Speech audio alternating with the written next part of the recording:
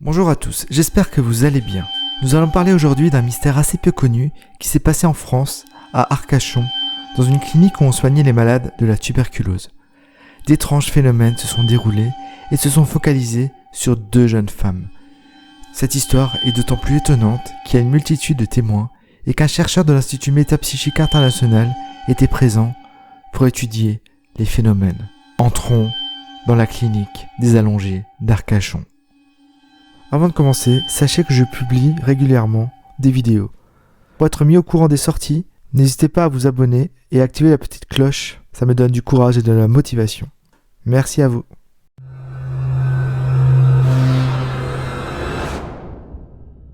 En 1963, à Arcachon, en Gironde, la clinique du Dr Queneau est soudainement devenue le théâtre d'un étrange phénomène dont l'origine n'a pu être déterminée. Alors, pour percer le mystère, le chef de la clinique rend visite à un de ses amis qui dirige un institut parapsychologique. Le docteur Alain Queneau est un ancien interne de l'hôpital de Nancy. C'est un chirurgien orthopédique estimé, respecté et fils du scientifique Lucien Queneau. Après avoir contracté la tuberculose, il concentre ses recherches sur la maladie osseuse causée par la maladie et rachète en 1938 la clinique du docteur Lalesque, déjà spécialisé dans le traitement de la maladie.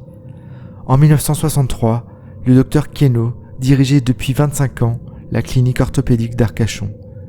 Et un jour de mai, une pluie de cailloux s'abattit sur certains de ses patients allongés dans le jardin, profitant des premiers rayons du printemps. Les infirmiers présents se précipitèrent aussitôt et fouillent le bâtiment à la recherche du fauteur de troubles, mais ils ne trouvent rien. Le phénomène se reproduisit fréquemment au cours des semaines suivantes, déversant des fragments de gravats, de briques et de cailloux sur les jardins et sur la terrasse de la clinique où se reposaient aussi les patients. Si leur chute semble plus fréquente à la tombée de la nuit, elles peuvent survenir à tout moment, et les trajectoires, vitesse, nombre et propriétés des pierres changent à chaque fois. Certains étaient anodins et ressemblaient à des décombres, d'autres avaient la taille d'une demi-brique et pouvaient facilement tuer une personne, mais ne faisaient jamais de mal à personne. Et même si 2 patients étaient touchés, ce n'étaient que des blessures mineures. Il n'y a pas un jour sans que quelques patients, dont la plupart sont allongés sur des chariots, deviennent les cibles de ces pierres. Au début, ils pensaient être victimes d'une farce et choisissaient de se taire. Puis le phénomène, se reproduisant, ils finissent par se plaindre. Mais personne ne les croyait. Les résidents de la clinique se dévisageaient dans l'espoir de trouver le coupable. Il y avait une certaine paranoïa entre les patients de cette clinique. Ils s'aperçoivent très vite que les manifestations se déroulent toujours en présence d'Angelina, qui semble être la cible favorite des pierres. La jeune femme quitte l'établissement le 7 juillet 1963, mais son départ ne change rien au phénomène. Et bientôt, le phénomène va se concentrer sur Jacqueline R., une jeune fille de 17 ans. Mais l'affaire n'alla pas jusqu'à la direction. Les infirmières en avaient entendu parler, et certaines avaient même été témoins des événements. Mais il leur semblait anodin, elles prêtaient peu d'attention à ce que disaient leurs patients. Et depuis des semaines, elles se plaignaient de recevoir des petites pierres. Soudain, en juillet, le phénomène s'est intensifié. Les projectiles plus nombreux, plus lourds et plus rapides, devenant un sujet de discussion dans toute la clinique. Début août, Jacqueline trouve la situation intenable et décide d'aviser directement le directeur, qui attend le 28 août pour en discuter avec le docteur Queneau. Le médecin se précipita alors pour prévenir la police locale, craignant d'éventuelles poursuites judiciaires. Puis, comme les manifestations ressemblaient à celles des maisons hantées, il décida d'en parler à un de ses amis, le docteur Martini, qui est le directeur de l'Institut Métapsychique International, qui lui suggéra d'envoyer un enquêteur à la clinique. Il envoya M. Robert Tocqué. Robert Tocqué est professeur de sciences physiques, chimiques et naturelles. Il a écrit de nombreux ouvrages, plus de 50 sur la mémoire, la santé, la prestidigitation, le bien-être, et a eu de nombreux prix. Il s'est beaucoup investi dans la parapsychologie qui était sa passion. Il a également étudié le modèle d'ectoplasme du docteur Guélé, dont nous parlerons également un jour. Arrivé à la clinique, M. Tocqué interroge d'abord les patients. Certains ont affirmé n'avoir jamais observé de chute de pierre, ou alors des phénomènes très minimes.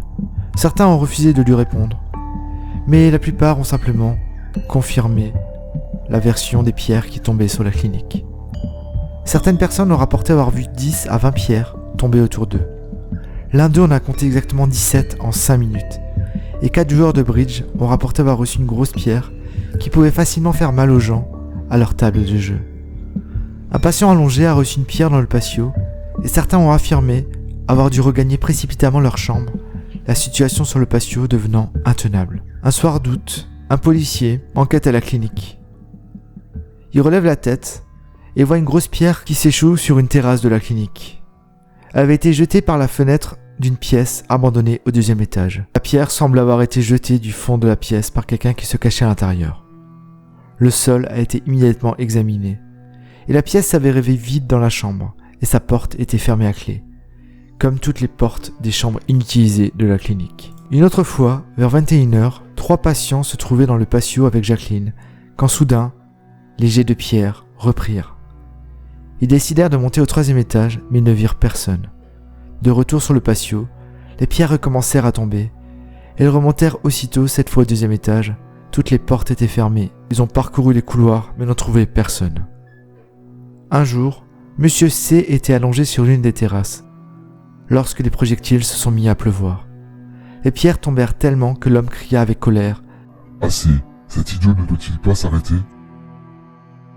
La chute de pierre s'arrêta d'un coup et reprit timidement au bout de 30 minutes. Un jour, le temps était particulièrement clément et tous les malades sont descendus de leur chambre et passèrent un après-midi sur la terrasse.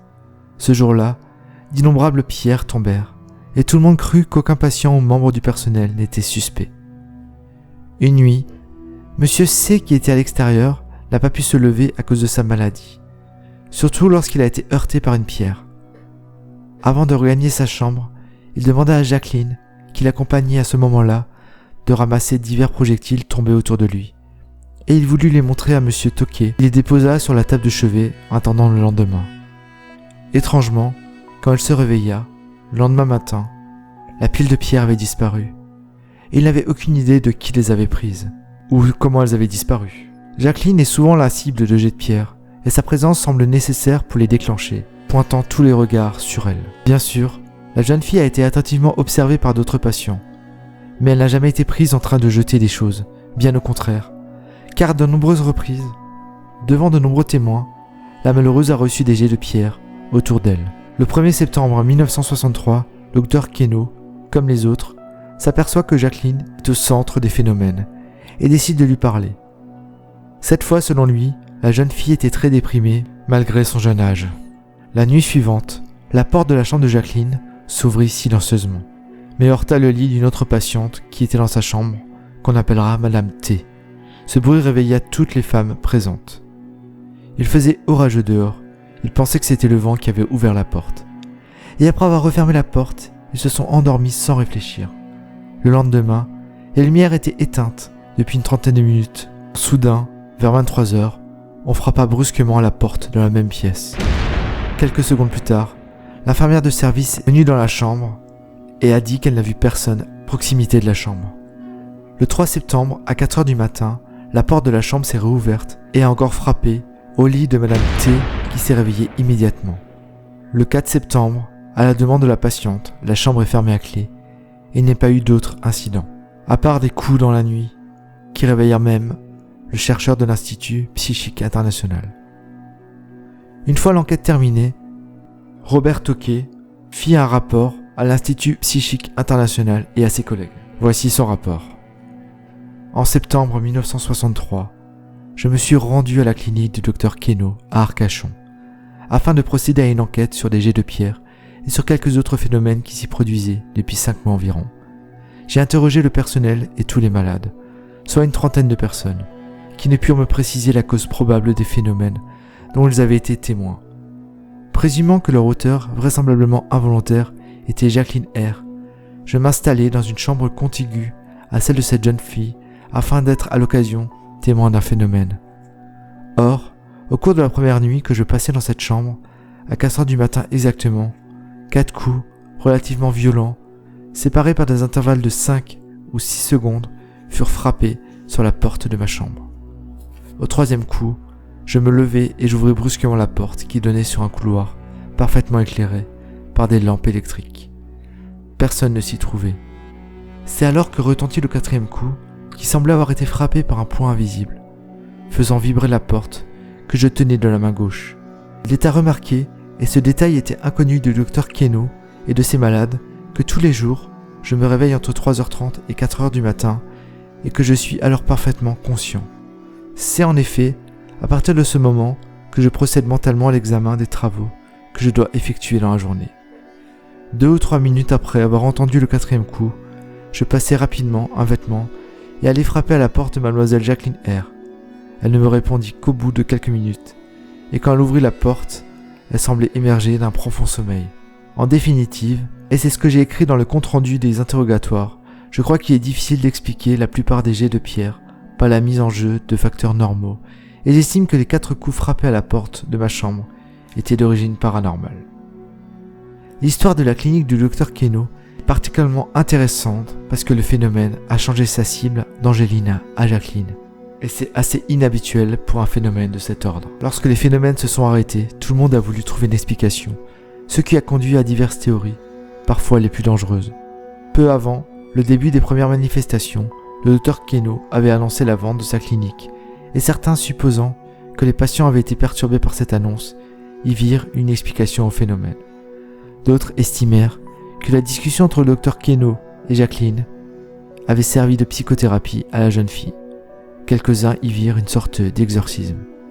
Mais finalement, jamais le mystère ne fut résolu. Depuis, la clinique a été démolie, et à sa place se dresse la résidence Maupassant.